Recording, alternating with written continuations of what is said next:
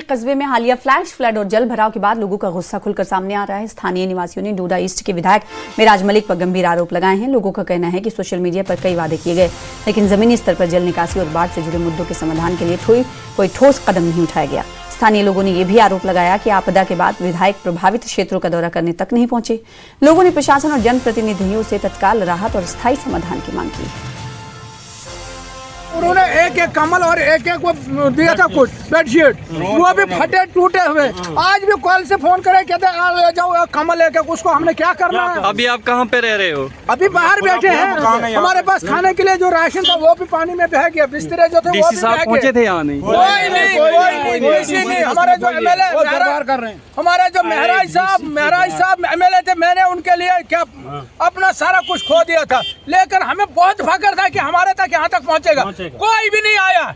मैंने तो इतना जोर से उसके पीछे जोर लगाया था। जहाँ जहाँ मेरे वोटर थे मैंने उनके लिए वोट दिलवाए, और जो कुछ मैंने किया वो ऊपर वाला ही जानता। लेकिन आज कल परसों से भी देख रहा है कि महराज साहब यहाँ आएंगे, लेकिन उन्होंने इस इलाके को इधर ठारी को देखा भी नहीं। उसको दरबार लगाने की कोई जरूरत नहीं थी। आज लोग मर रहे रोडों में, वो बैठे हैं डोडा में या कहीं दरबार लगा के। कौन सा एमएलए हमारा, क्या हमारा उससे पीछे दौड़ना?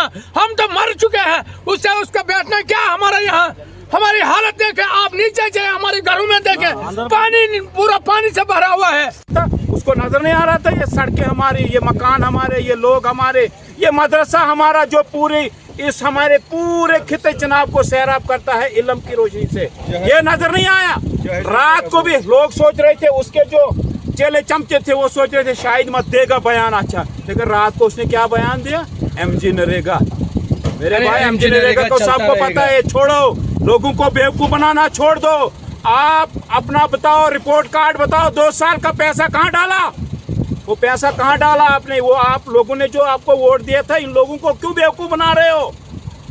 मैं आवाम से गुजारिश करना चाहता हूँ, यहाँ अबाबील है एक, वो भी नजर नहीं आती है, वो भी लोगों से यहाँ से पैसे इकट्ठे करते हैं।